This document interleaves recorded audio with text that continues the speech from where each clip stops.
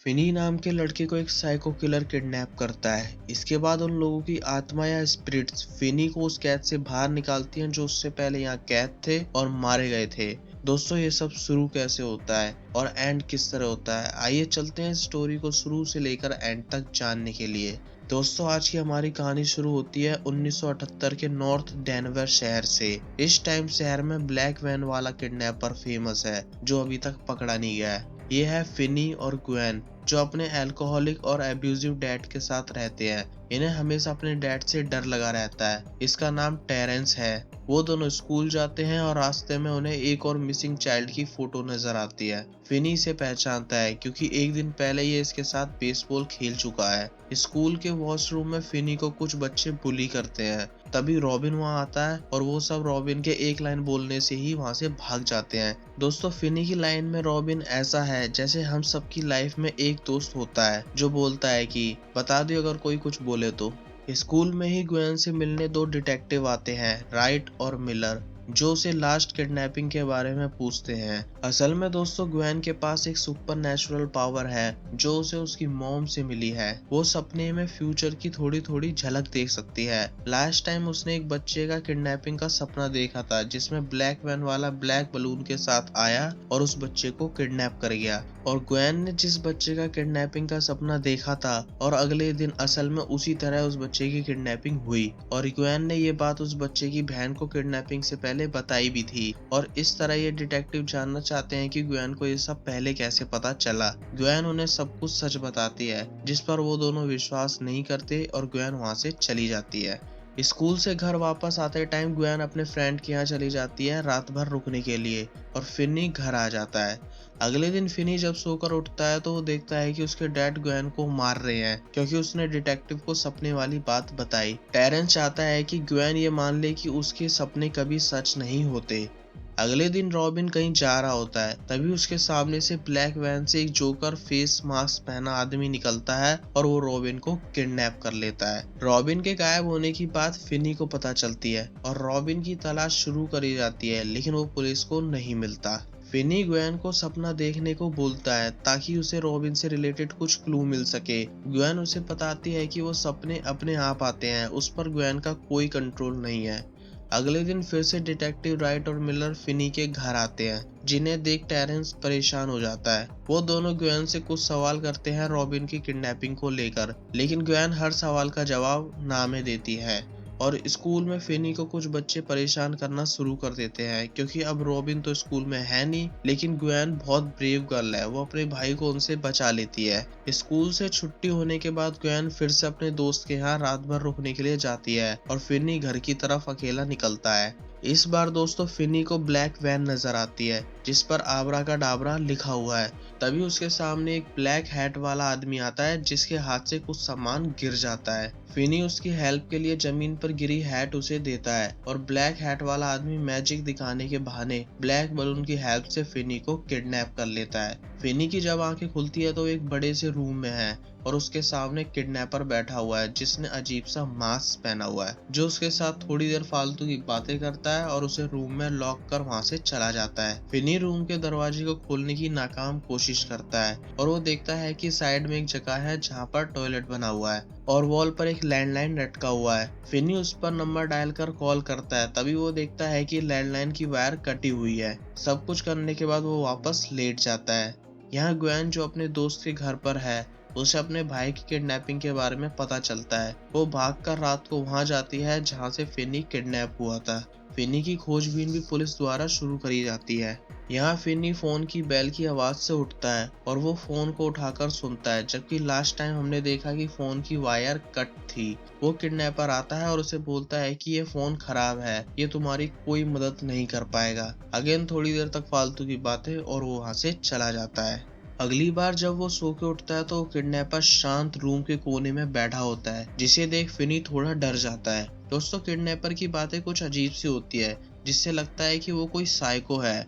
Finney को फिर से फोन की बेल सुनाई देती है। वो फोन उठाकर पूछता है कि कोई है जो मेरी मदद कर सकता है। इस बार दोस्तों दूसरी तरफ से एक डरावनी आवाज में ये सुनाई देता है, इसको सुनकर फिनी पूरी तरह से डर जाता है। फिर एक बार फोन की बेल बजती है। इस बार एक लड़का साफ आवाज में उससे बातें करता है। वो फिनी को बताता है कि वो अपना नाम भूल चुका है, लेकिन वो फिनी को जानता है। दोस्तों, ये वही लड़का है जिसे हमने सबसे पहले किडनैप होते हुए देखा था।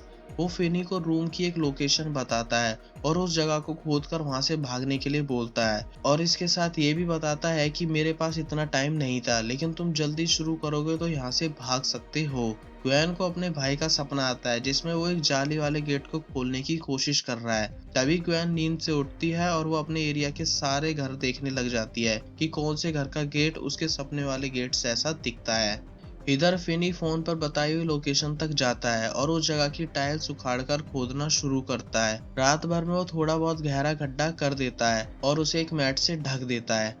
अगले दिन वो किडनैपर फिनी को ब्रेकफास्ट देता है और चला जाता है, लेकिन इस बार वो गेट को बाहर से लॉक नहीं करता। तभी फोन की बेल बजती है। फिनी उस फोन को उठाता है और दूसरी तरफ से ये आवाज आती है कि प्लीज ऊपर मत जाना, क्योंकि वो किडनैपर बेड लिए तुम्हारा ही इंतजार कर रहा है। ये गेट उसने जानबूझकर खुला छोड़ दिया है। दोस्तों, ये जो बंदा हमको नजर आ रहा है, ये फिनी को इस वक्त नजर नहीं आएगा। असल में इस किडनैपर ने फिनी से पहले जितने भी बच्चे मारे हैं, उन सबकी आत्मा या भूत इस फोन के जरिए फिनी से कनेक्ट कर पा रही है, और ये सब उसे यहाँ से जिंदा बाहर निकालने में मदद करना चाहते हैं। इसलिए जो भूत है सिर्फ ऑडियंस को दिखाई देगा, यानी कि आपको और मुझे।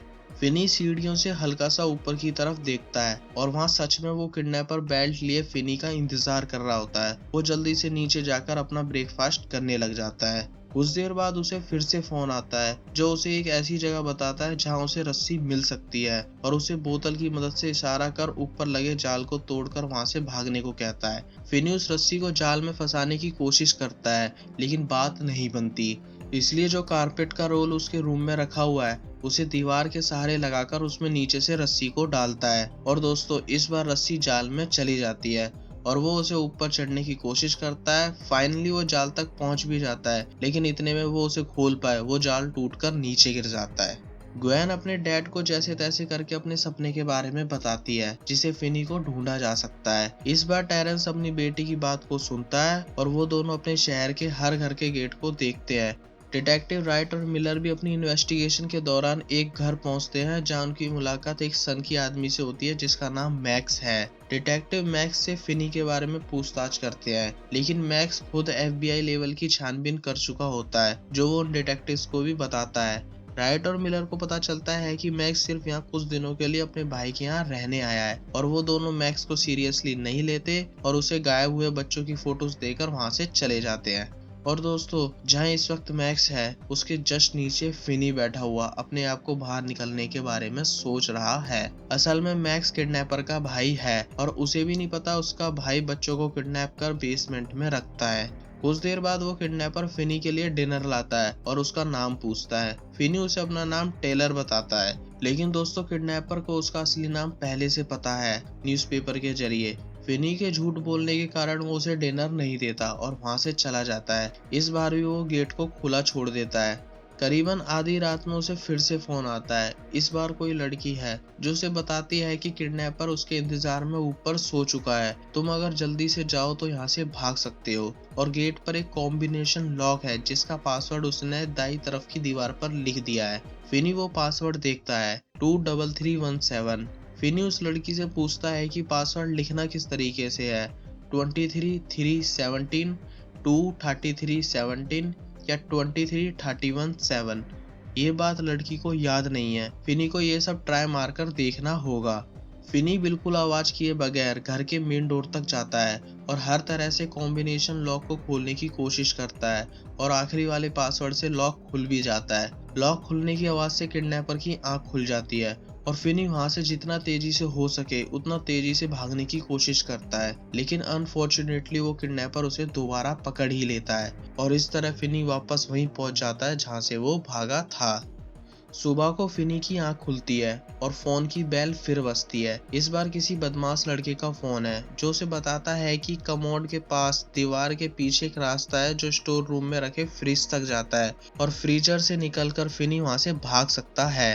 ग्वेन को भी उसी बदमाश लड़के का सपना आता है जिसके थ्रू उसे घर का नंबर पता चल जाता है जहाँ फिनी कैद है, 7741। फिनी उस लड़के की बताई लोकेशन के हिसाब से वॉल को तोड़ता है और उसे फ्रीजर का पैनल भी मिल जाता है, जिसे वो खोल फ्रिज के अंदर तो आ जाता है, लेकिन अनफॉर्चुनेटली फ्रीजर को बाहर से बंद कर रखा होता है, जिस कारण फिनी का इस तरह से भागने का प्लान भी फेल हो जाता है। वो वापस रूम में जाता है। अब दोस्तों फिनी भी उम्मीद खोता जा रहा है, तभी फोन की रिंग अगेन और लास्ट टाइम बजती है। इस बार रॉबिन का फोन है, जो फिनी से पहले किडनैप हुआ और मर गया। रॉबिन उसे हिम्मत देता है कि उसे किडनैपर का सामना खुद ही करना पड़ेगा, यही आखिरी रास्ता है जिंदा बचने का। इसके साथ ही रॉबिन फिनी को एक मूव सिखाता है जिसका इस्तेमाल कर वो किडनैप को मार सकता है। रॉबिन उसे बताता है कि आखिरी कॉल है, इसके बाद की जंग उसे खुद ही लड़नी होगी। फिनी फोन के रिसीवर की वायर काट उसमें मिट्टी भर देता है, जिससे वो थोड़ा सॉलिड हो जाए, और जो गड्ढा उसने सबसे पहले खोदा था उसके आगे रस्सी बांध देता है। ग्वेन उस घर को ढूंढने के लिए निकलती है जो उसके सपने में आया था, और जल्दी उसे वो घर मिल भी जाता है। वो जल्दी से घर जाकर डिटेक्टिव राइट को किडनैपर के घर की लोकेशन बता देती है।